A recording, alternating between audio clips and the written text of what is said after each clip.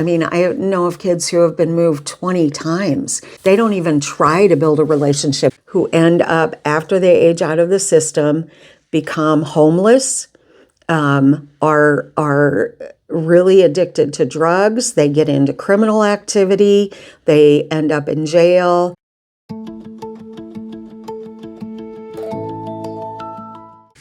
So today I have my mom, and I'll have her introduce herself. Okay, so my name is Brenda Marshall. Just a little bit of history. I've been a part of child welfare for about 40 years. I fostered for over 20 years, had a little more than 50 kids in and out of my home, had two birth sons, and then adopted 5 of our kids from care. I've been a trainer for DCFS for 29 years, and I am also a foster parent support specialist in the southern region, close to St. Louis. So that's a little bit about, been involved in DCFS for a long time. So it's kind of like part of me, right? So. How would you describe what you do in foster care today?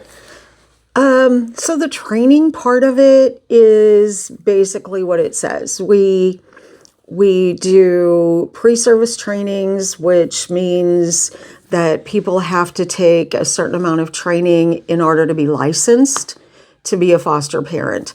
Right now, that is 16 sessions, counting an orientation, and it seems like a lot of training, but when we're talking about caring for kids with trauma and a lot of behaviors and a lot of other stuff going on, you really need all of that. I mean, we go from trauma to discipline to social media to visits to relationships with siblings. I mean, it just covers so much. It even covers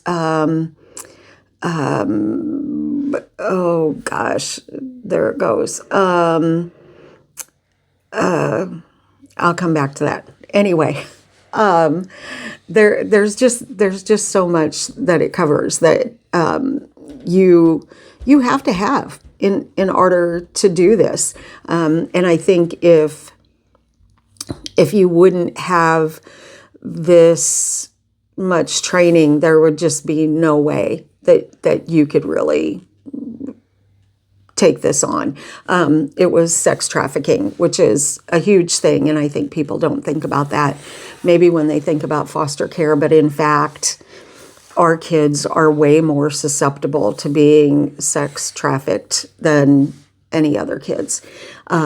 So anyway, you have to take this training in order to be licensed. And then once you are licensed, there's something called in-service training. And those are trainings that just kind of carry on and reteach what you learned in pre-service training. We have a training just on discipline. We have a training just on trauma. We have an educational advocacy training, which you need to take in order to be relicensed. You're licensed for 4 years. And in order to, at the end of that 4 years, to be relicensed, you have to have taken that educational advocacy training. My advice always is to take that early, because you're going to need information on how to manage the educational system with kids in care. It's different. It's not the same as typical birth kids. There are certain things that you just have to do differently, and so it's incredibly helpful to take that right away. So anyway, we have a lot of different trainings that you can take after you're licensed. And in fact, for a typical foster parent license, you have to have 16 hours of training in that 4-year period. before your license has to be renewed. And so there are just lots of different ways to take that. But one way is to take the training that I and a lot of other trainers teach throughout the state of Illinois. I think our training is incredible. I think that we always get amazing comments about how much people learn from doing the training, and how it helps improve their parenting skills. So that's training, which is obviously a big deal for me because I've been doing it such a long time. The other thing that I do is, the other job for DCFS is that of foster parent support specialist. And it basically, too, is just exactly what it says. So I said I'm from this Illinois side of the St. Louis area, and we have 7 counties that we cover and work with foster parents. And so really what we do is, we're all assigned a certain amount of families. I have 87 families right now, which is probably way too many, but it works. And so I support those families. If they're in crisis, I support them. And if I need to go to them and help them, with maybe an abuse allegation or something like that, then that's what I do. I do a lot of just listening on the phone. It's really important when you're a foster parent to have somebody just listen to you. Nobody else in the world understands what fostering is like except for other foster parents. And because I have that history and the knowledge, I can relate to what they're going through. And so pretty often I'll get a phone call from a foster parent saying, look, this is the deal. I'm done. I can't do this anymore. I'm burnt out. I'm going to turn in my license. It's too much for me. And so I will just basically sit and listen for sometimes an hour and let them vent and just be that listening person. No judgment, no rushing in to, tell them what to do. And by the end of the conversation, they're usually like, you know what? I got this. That's exactly what I needed. I just needed to talk. And so to me, that's one of the most important things that I feel like I do as a support specialist, even though we do so many other things. But because when I look back at my time as a foster parent, I wish so badly that I would have had that person that I could have called and just let go, and not had somebody say, well, you don't have to do this. You can just get rid of them. You can just give them back. You can just move them on. And that's not what this is about. That's the last thing that any foster parent should want to do. And I get that there are situations that get to the point where you just can't do it anymore. It's not healthy for you and your family. It's not healthy for the child. And so you do come to the realization that maybe the best thing for this child would be to move on to another home. And like I said, I do get that. But really, I think one of the hardest things that is things that's happening right now is real, true, deep commitment from foster parents. I think we hear too many stories of one little thing goes wrong and they're like, yeah, no, this isn't what I signed up for. They got to go. And what happens with that is that once that ball starts rolling, it snowballs like crazy. So once a child is moved one time, they start building that wall and they start shutting down a little bit. Like, I didn't even get time to learn how to trust this foster parent, and they kicked me out. So I am not going to try as hard to build trust and attachment with this foster parent. And so it makes it even harder. And then that foster parent is like, no, there's nothing here. We can't do this. And then another move. And it's not long before these kids are in their 6th, 7th, 8th move. I mean, I know of kids who have been moved 20 times. And so eventually they just get to the point where they don't even unpack their stuff.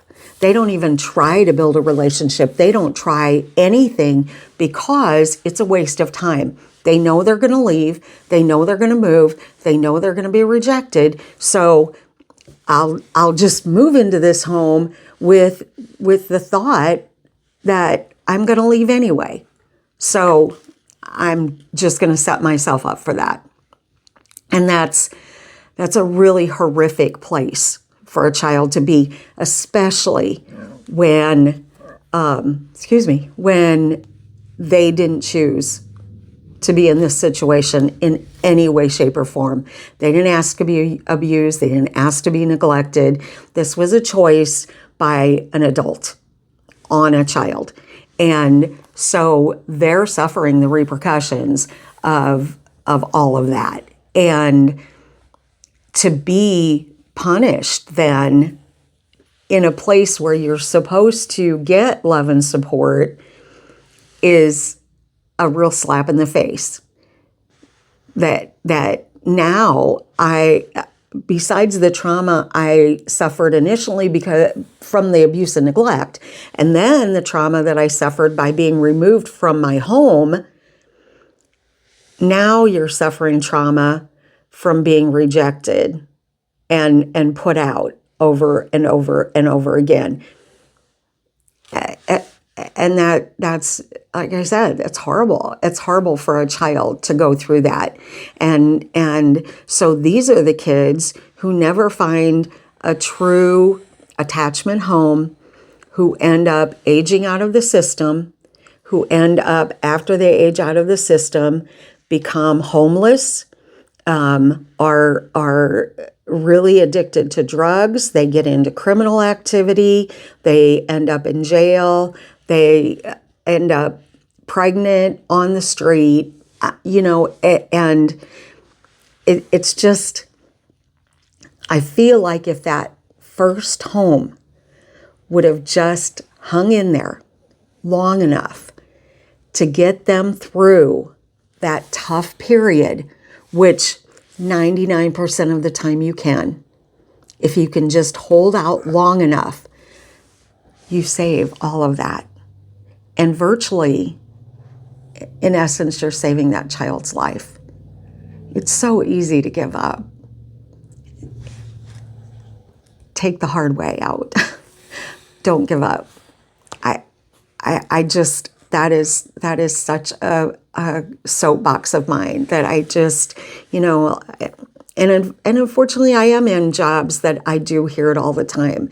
And it hurts me down in my soul when I hear that a child is being moved over and over and over again, because it shouldn't be happening. So anyway, that my job as a support specialist is to try to get people to that point where they're not giving up, where they're remaining committed to that child so that they can see them through to some kind of permanency. And that's our goal. Permanency is either to return home to their birth family, or it's to move on to an adoptive family, or to a guardianship family, and I don't consider that permanence, but the other alternative is for them to age out of the system. But hopefully, if they age out of the system, that foster family will be support for them. How horrible to be out on your own and not have someone to celebrate holidays with, to call when you have something really sad that you need to talk about, or a crisis, or something good, to not have any place to go for. I think I said that, to go for holidays, to just call your home. I mean, these kids just don't have that. And so it's no wonder they end up in a lot of trouble after they do age out, when they don't have that support. A lot of our foster parents do. They'll try to be that home for that child, that, if you run into problems, you can come back. Or if you just need to talk to somebody, or if you need a couple of dollars, or if, you need help filling out an application, or you need whatever it might be, that home might be the one who does that for them. But for those kids that don't have that, it's just a really rough road. And I hate that they continue to suffer from whatever has happened to them originally. And, hearing the success stories like Hunter. And I guess I should have said that. Hunter is the oldest of our 5 adopted kids. He has 2 siblings who are younger than him. And then we have another set of 2 siblings that are not related to Hunter and his siblings, a boy and a girl, man and a woman. They're in their 30s now. So, and I am incredibly proud of all of them. They've done amazing things, and I talk about them all the time in training. I don't know if they know that, but I do, because they've all come such a long way. And if you see or hear any of the videos about Hunter, you'll know that he had a really long, rough road to overcome, and he's done that tenfold, and is an amazing dad, and has incredible work ethic, and kind of has taken this little crusade on as something that he feels that is needed, and it is to try to help foster parents and kids in care, especially older kids who might need that person or those people who can help them get through rough times. And that's what we'd really like to do. We'd like to be that one extra thing, that one extra entity that they can depend on for a little bit extra help when they can't get it from anywhere else. We want our kids to succeed. We want them to live wonderful, happy lives. And I think, unfortunately, there are too many that just are not. And if we can change lives for just a couple of these kids, that would be worth everything. That would be beyond amazing. So that's what I do. That was a really long answer to a very simple question, but once I get on a roll, I get on a roll, and it's kind of hard to stop. So, do you have any other questions? I have lots of questions. Okay. But just to go back to your story, like, I could, looking back as an adult now and hearing about, just thinking about dealing with my own kids, I could imagine the impact it had on your kids as well. Can you talk about that? Sure. My kids loved being foster brothers. They were always older than any of the kids that we had in our home. And especially with the younger ones, they kind of took on the role as like little dads. They changed diapers, they made bottles and fed them, they played with them, they, ran around with them, like, not like in the car, but just in the house, like playing. I always said that my kids are going to make the best dads ever because, they changed those nasty diapers and they were thrown up on repeatedly, and they dealt with it and didn't think it was a big deal. They did go through the hurts. I mean, we had a couple of kids who had been with us for a long time, and they were just so incredibly attached and just felt like they were part of our family.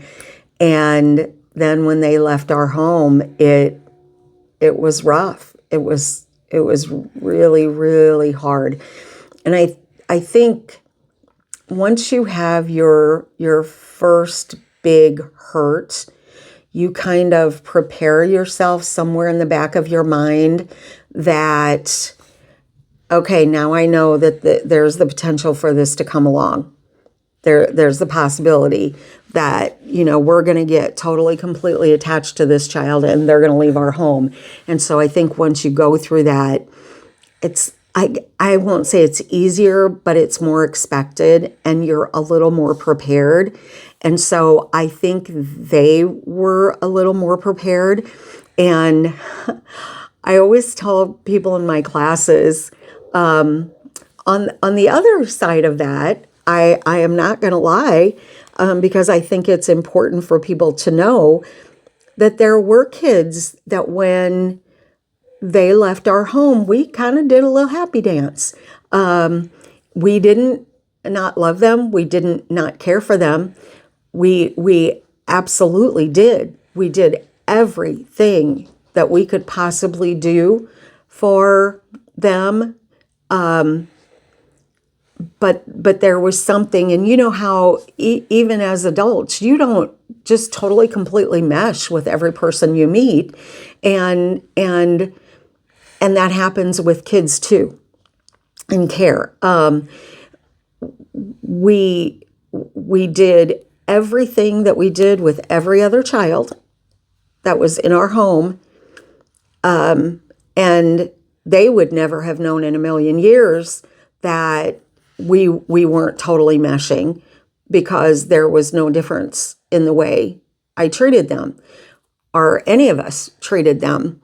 But because of behaviors, because of, just a lot of different things, when they did leave to move on to usually being adopted by someone else, it was a little bit of a relief. And I probably did at first feel guilty about that, but I don't anymore, because I do realize that every fit isn't perfect. If it would be, I would have adopted over 50 kids, and that didn't happen. I can say that I'm chaining stories together. So we only had one out of the over 50 kids actually return home.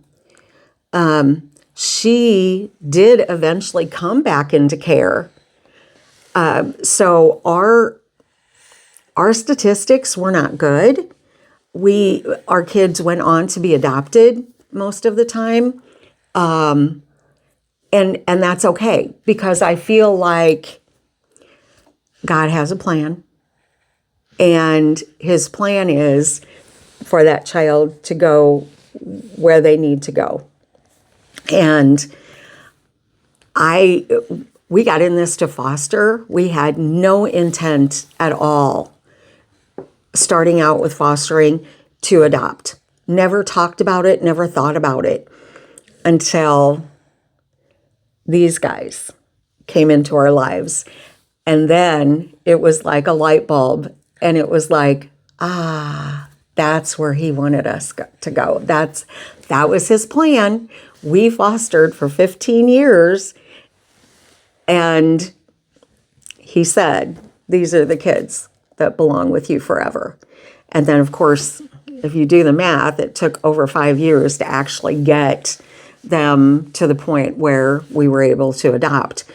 But if we had just decided without kind of having that sign to just adopt any child who came into our home, then we would have disrupted that plan.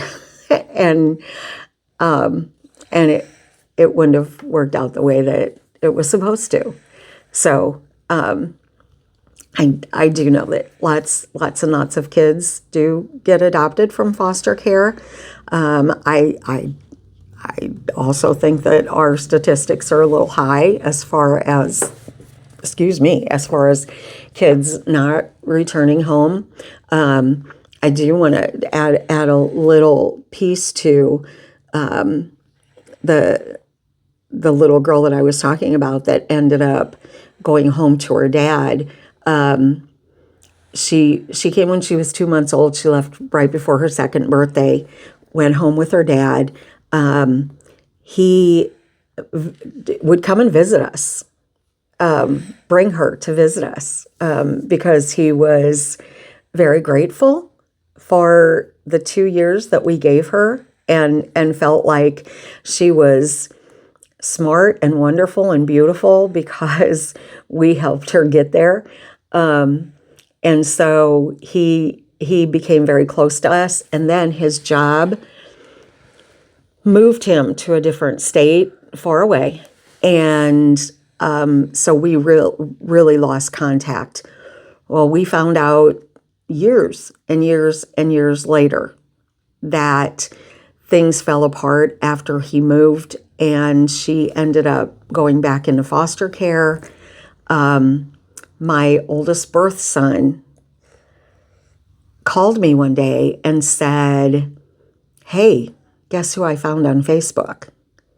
And I said, "Oh, there is no way that's her. There's no way." He said, "Just look at her." And I looked at the picture and I was like, "Oh, that's her.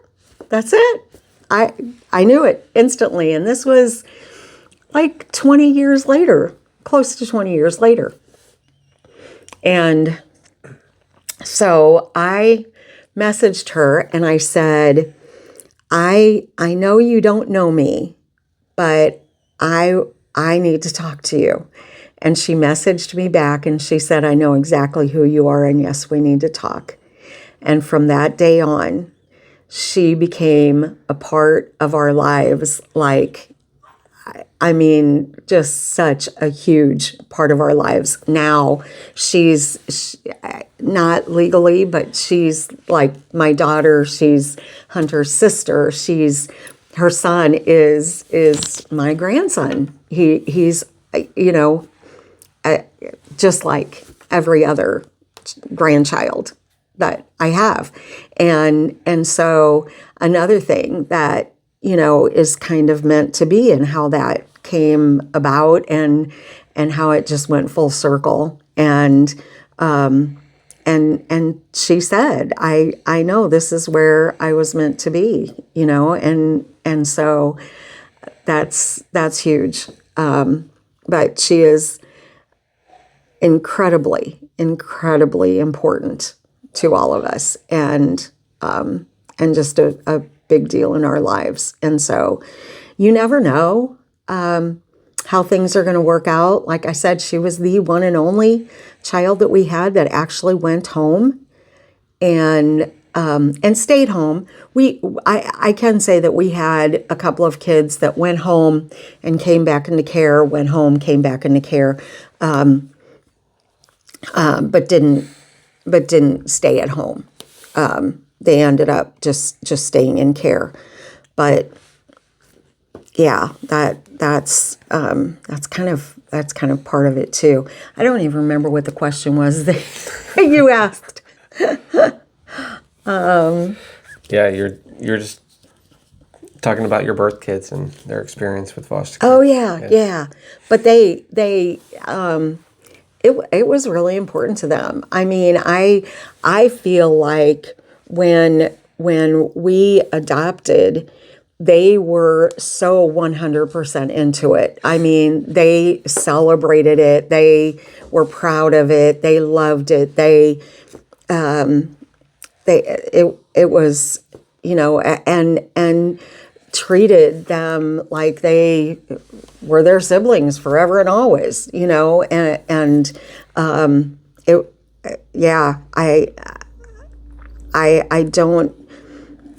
I don't think there was anything about that was even a teeny tiny bit of a bad experience for them. I think it was one of the best experiences that they went through, and fostering was for them was a good experience. I think they learned so much, and I think birth kids do kind of learn what it's like for these kids.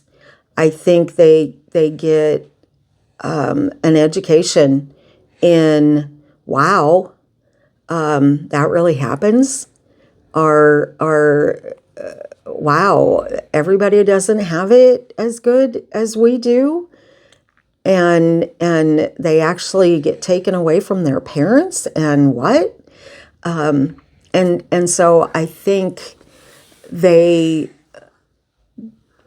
learn those things and they experience those things along with them, and it's a real eye-opener, and I think it really builds compassion and grace in kids, to understand the hard things, the really rough things that other kids actually have experienced. So to me, I think usually it is good for birth kids to go through this. Every once in a while I hear, like super sibling rivalry. But for the most part, that doesn't happen. It's just, there's a lot of acceptance and again, a lot of compassion from birth kids. So I think that was our experience anyway. Yeah, I could see that. I'd say I think about that sometimes with my own kids, seeing that we're not fostering. Like a part of me wants them to go see that side of life that other people have. Yeah. But so I do try to share my own stories with them, even though they're 5 and 7 years old at this point. But I don't know. I guess it just allows me to, I don't know. It's just a way of trying to show them that, hey, like trying to instill gratitude in their life. Yeah. Yeah. Yep. Yeah, definitely. Yep. Yeah. Yeah. So that was a lot. We are like, what, 2 or 3 questions in? Yeah. So jumping back a little bit, what actually made you want to do foster care? Oh, this was it's another one of those God moments. So forgive me if you're not a believer. So it's too ironic the way it really happened, right? So I had a cake decorating business, and there was like a home show at the Civic Center in our town, and someone asked me to make some sheet cakes that they could cut up and give out at their booth during this event. And so we usually didn't go to stuff like that, but of course we went and delivered the cakes, and we said, well, while we're here, we'll just kind of walk around. What was this? I wish I could explain it better in words, but we went down one of the aisles and came around a corner and looked up, and there was a lady with a booth for foreign adoptions. And it just like hit me. And I was like, wow. And so we stopped and talked to her, and I was immediately sold. Immediately. So we started the whole process. We took classes. We did all the information. We got on waiting lists, which was one of the hardest things that we've ever done. Really, we would get on a waiting list for a country and get almost to the top of the list, and that country would shut down their adoptions. So we'd shift to another country, and the same thing kept happening. Well, we got a call from the lady that we were working with this adoption, and she said, hey, I have a good friend who is a licensing worker at a foster care agency. They're looking for someone to foster while they're waiting for their adoption to happen. And I told her about you, and so she was wondering if you would consider doing that. At that time, and I don't think it still is, but at that time, we were already licensed. We got licensed for the adoption, and the license was the same for the adoption as it was to foster. I'm sure it's not that way anymore. And so we were set to just step right in to fostering. And I said, yeah, we will absolutely do that. And so we started fostering. And that's when we realized, again, that's where we were supposed to be. We dropped our adoption and just decided that we wanted to foster, and just that was our purpose. And so we kept that mindset, like I said earlier, that we just did this at that point to foster. We gave up the idea of adopting, and really focused on fostering, because that's what we loved until these guys came along, and then that shifted back again to adoption. But that's how it happened, and it just. All those things falling into place just seem way too coincidental for me. I just think that it kind of happened that way, and it was supposed to happen that way, for us to get where we ended up. So that's really how it all started, just by delivering cakes to the Civic Center. I don't know. Interesting. Yeah. Yeah, I don't think I've ever heard that story. Really? No. Oh gosh, yeah. It was really kind of just strange how it all happened. Yeah, but it worked. Yeah. So during that whole time of fostering, was there ever a time where you questioned yourself whether you could keep doing it?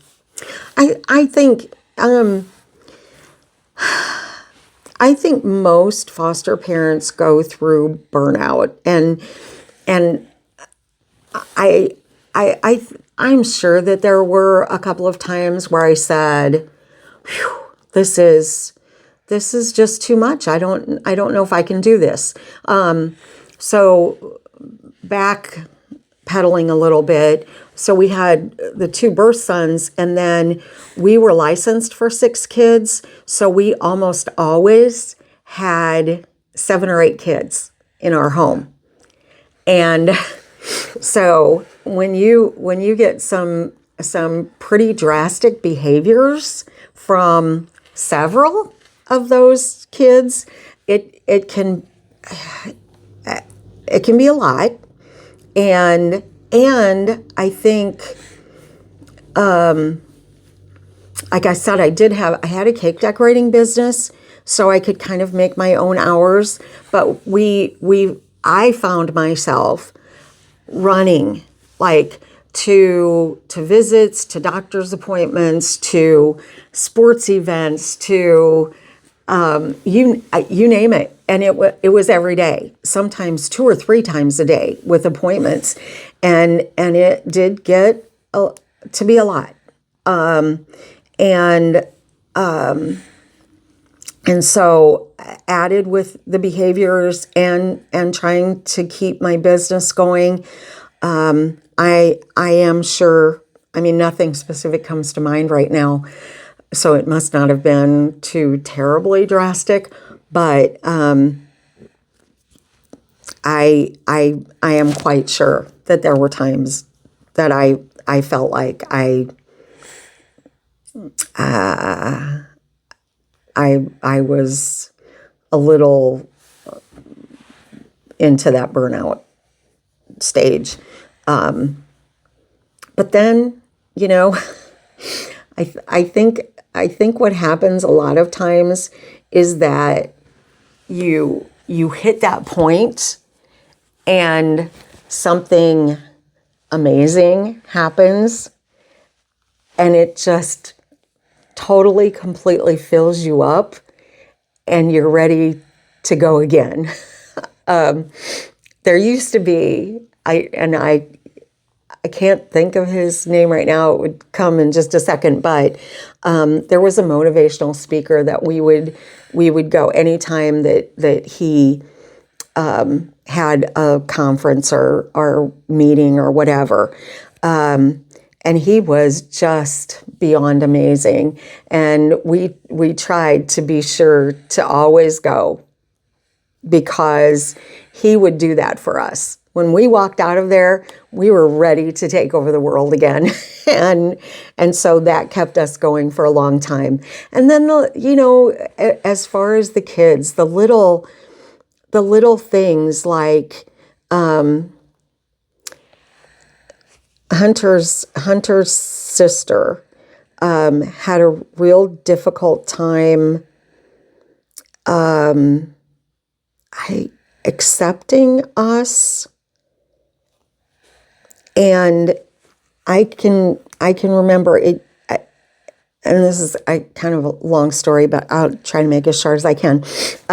So with the 5 kids that we had at that point, it was always our nightly routine was kisses and hugs. We love you. Good night. And they would, we would say it to them. They would say it to us. Give hugs, and they would head down to bed. Well,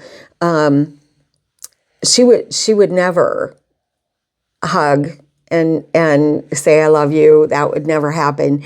And one time, and this was months and months and months after they came, she got all the way down to her bedroom down the hall, and I heard her say, I love you. Do you remember this? Okay. No. And everybody was like, oh, what? And then, and it was a slow process. She would get just to the door in her bedroom after weeks, and she would say, I love you. And then it would be halfway down the hallway. And then it would be as she was walking away. And eventually it was to my face. And then it took months and months more before she would give me a hug. But I'm telling you, those little steps toward that were so fulfilling and so gratifying and so wonderful that is the kind of stuff that keeps you going.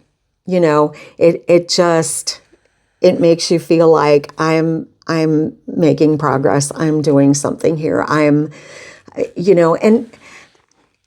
the thing about that progress is that a lot of times you don't even see it, but other people do. We had 2 little boys who came to us, and they were, oh my gosh, they were terribly underfed. Their hair was falling out. They just looked very, very sick.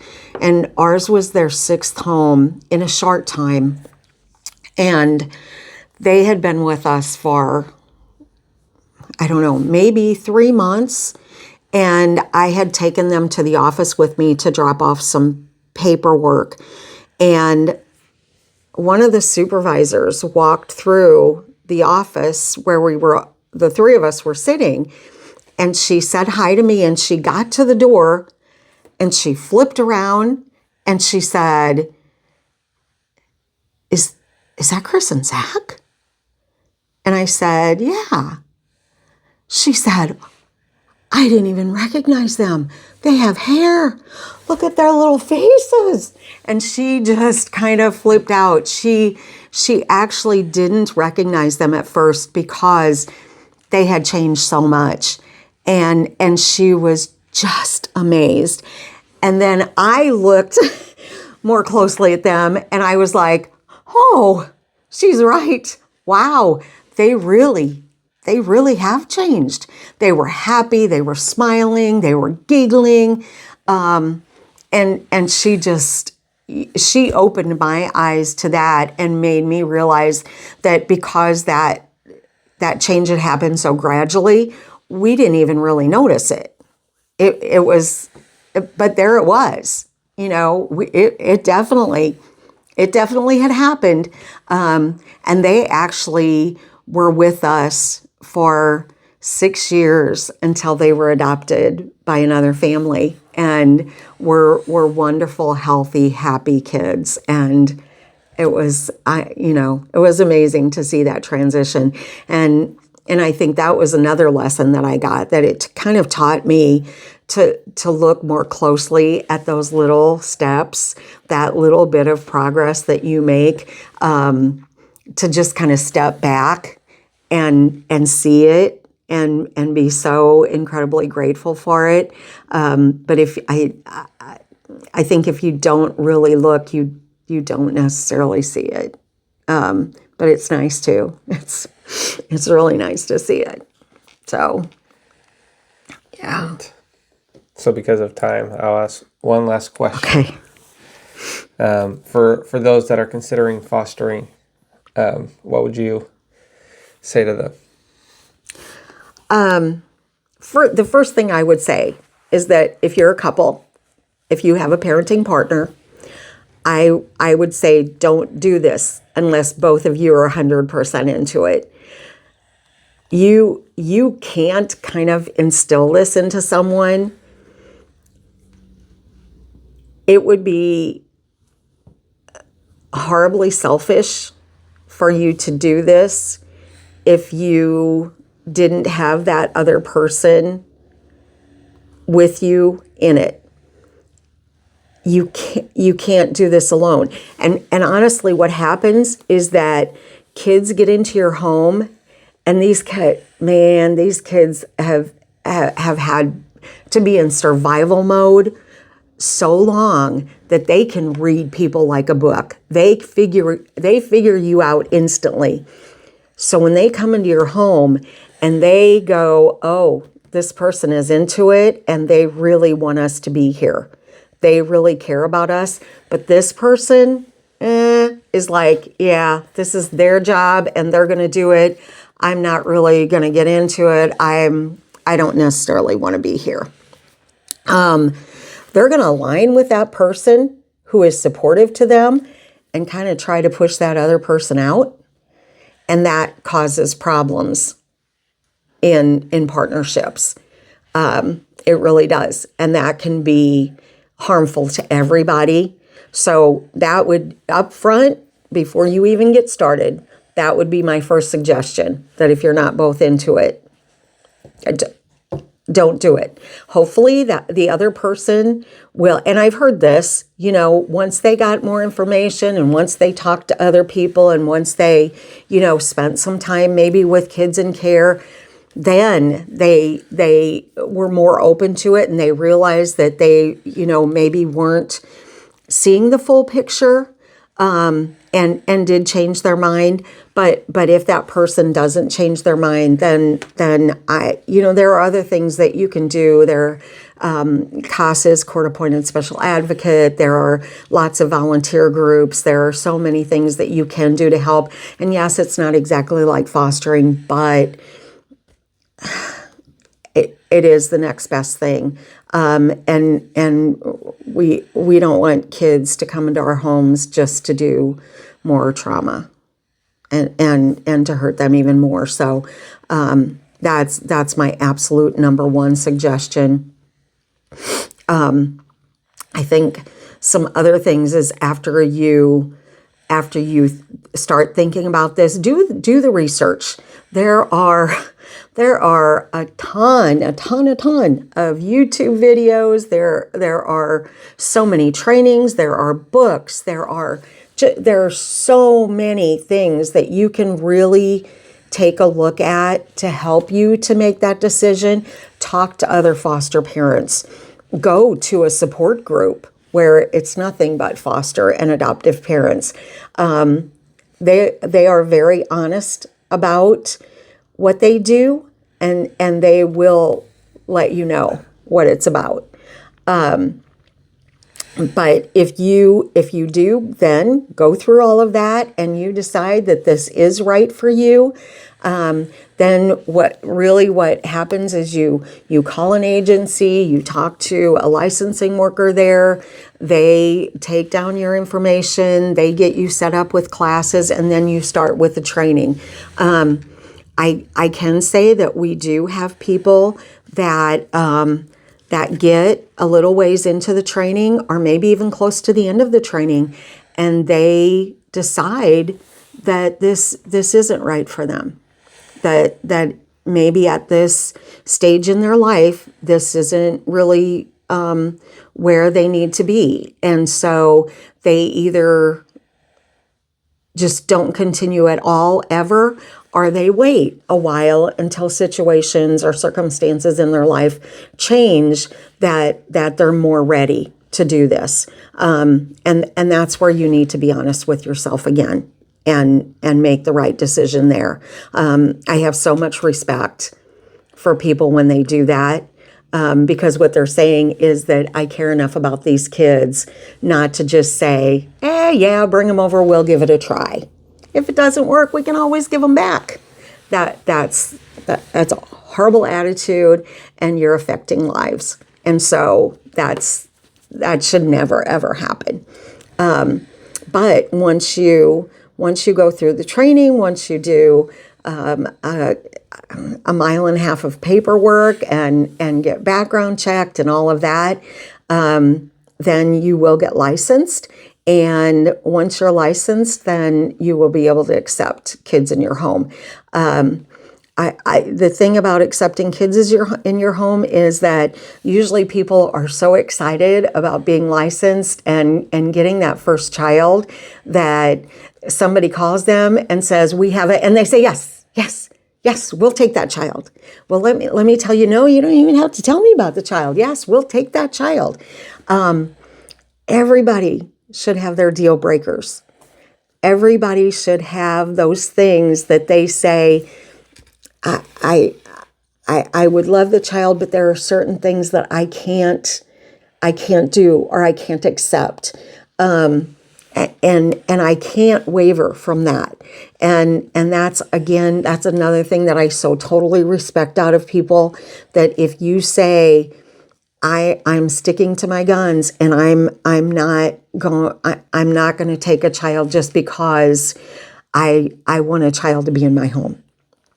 I have to stick with my deal breakers, no, I can't do this. No, and it can be, I'm willing to do it, but I'm not able to do it. The example I always use is if all of your bedrooms are upstairs and they call you with a child who is in a wheelchair, a 12-year-old, are you going to be able to carry that child up and down those steps several times a day? No, probably not. That wouldn't even be fair to that child. And so you might be willing to do a lot of things, but are you able to? You have to look at that, And another thing is this child right for, if you have other children in your home, is that child going to fit? And you have to think about that too, because we're not in this to sacrifice our kids for another child. That makes no sense at all. And so it has to be a right fit. Okay. So I think making sure that you're making the right decision. I will give you a little hint that when somebody calls you with a placement and you say, oh, I need to talk to my partner first. Well, and they're going to say, that's totally fine. They're going to hang up with you and they're going to keep making calls because they don't have the luxury of waiting a half an hour, 45 minutes for you to call back and say yes or no. They have to find a placement for this home. And the sad fact is, at this point in the foster parent realm, is that a lot of kids are spending the nights in offices, not getting released from hospitals or different group homes or whatever, because there are no homes for them. We just don't have enough homes, period. They're just not there. And so because of that, they have to stay somewhere. And so they're sleeping on cots in offices.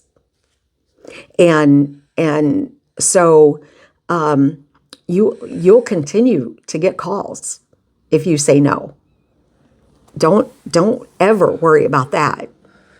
There are lots of kids needing homes. But don't say yes because you either feel pressured or you feel responsible or you feel like if I don't take this child, then no one's going to take them and they're, never going to be in a home. That's not true. That will happen. But make sure that the answer that you give that person on the phone is the right answer for you and your family. Don't ever feel pushed into making that decision, because then it'll be the wrong decision for sure. And then the rest is, and if you say yes, then you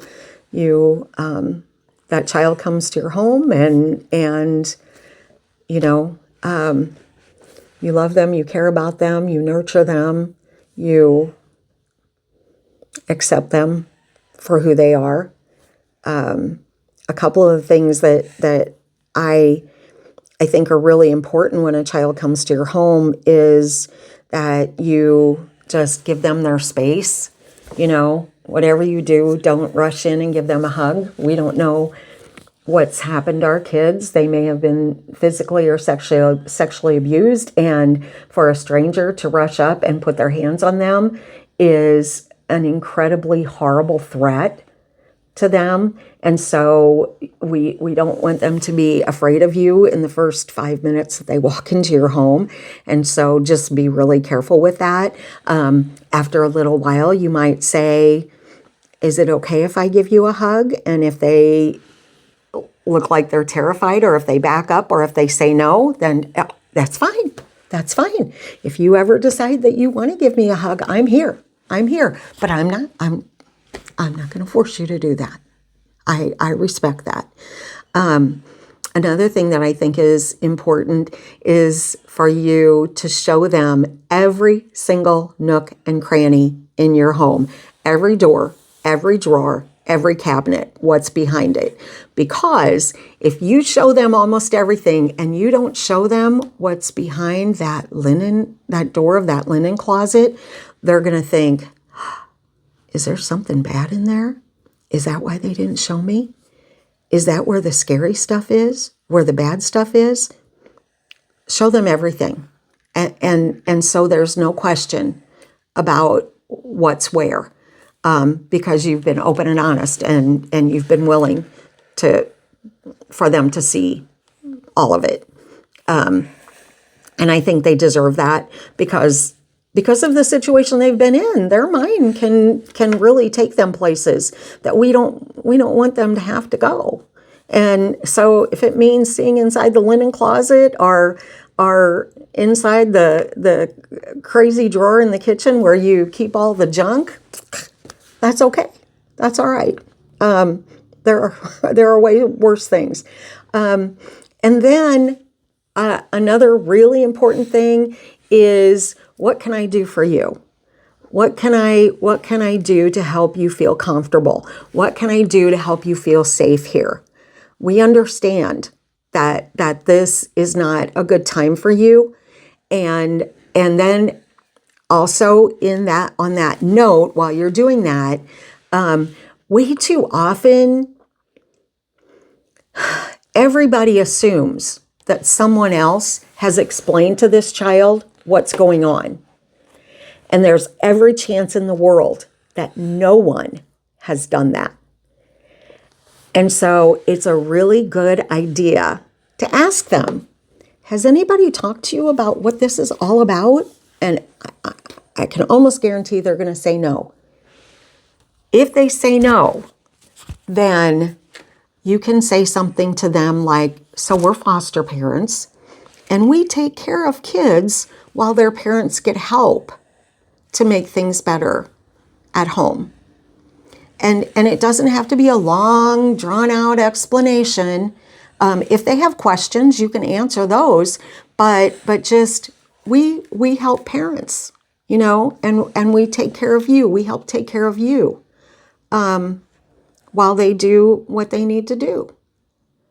And at least they know that, hey, somebody didn't just pick me up from my house and kidnap me, or they're not holding me for ransom, or they're, it at least explains why all of this is happening. And can you imagine for a child what that must be like if no one has explained that? I mean, the scenarios going through their brain have to be unbelievable.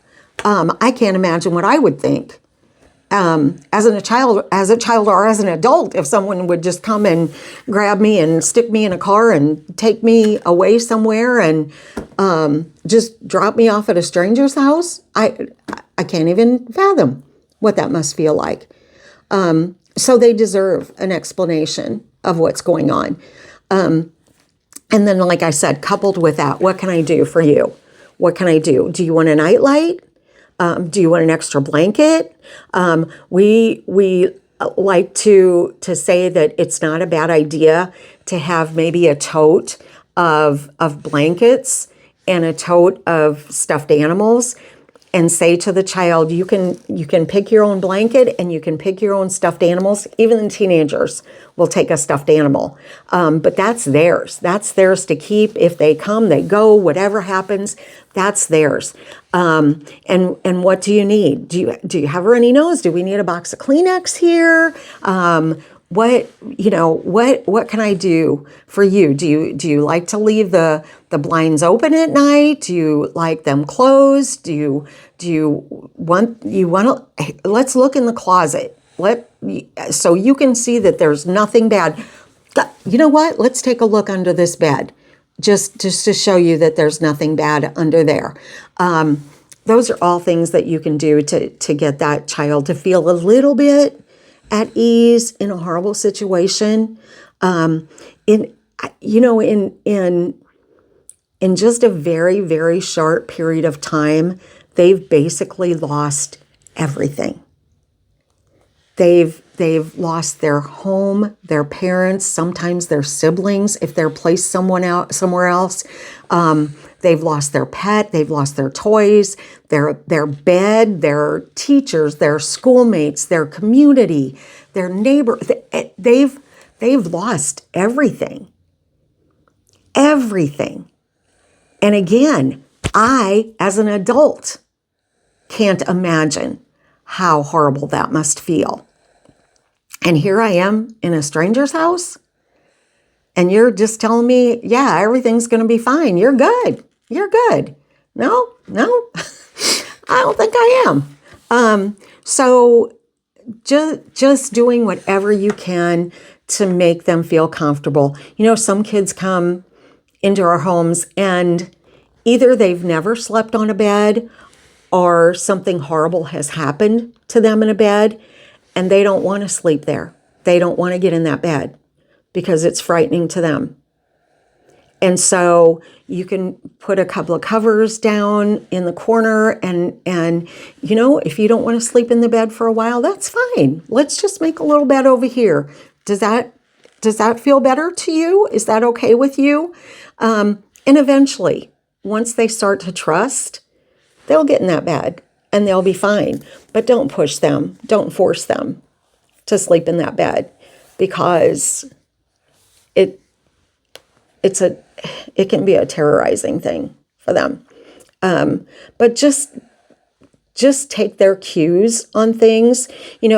Just body language and facial expression can tell you a lot. If you start talking to them about something and they look frightened, let it go. Let it go. And move on to something else.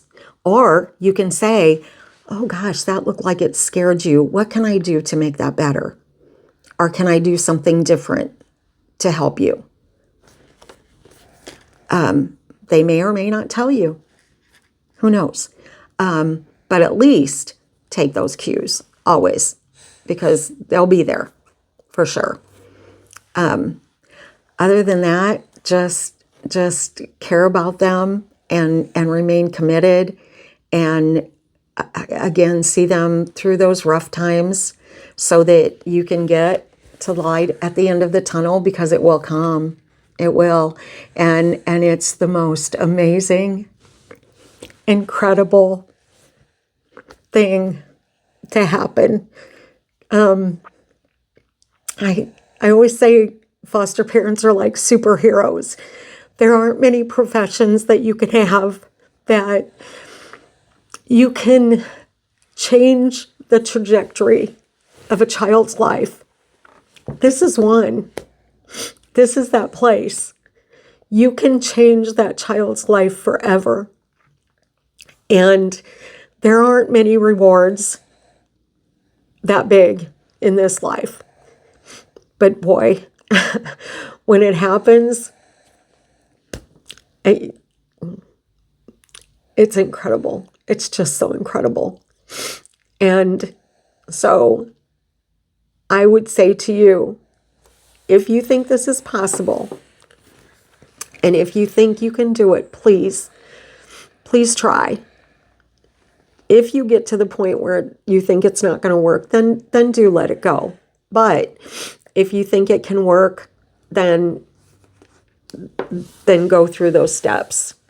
And it may be the hardest thing you ever do in your life, but I guarantee you it is going to be the most rewarding thing that you'll ever do in your entire life. All right. Thank you. Just to wrap up, if you guys have any questions for her, I'm sure she'll do some more videos with us. So please feel free to comment below, or we have an email in the description. So thank you all. Bye. Bye.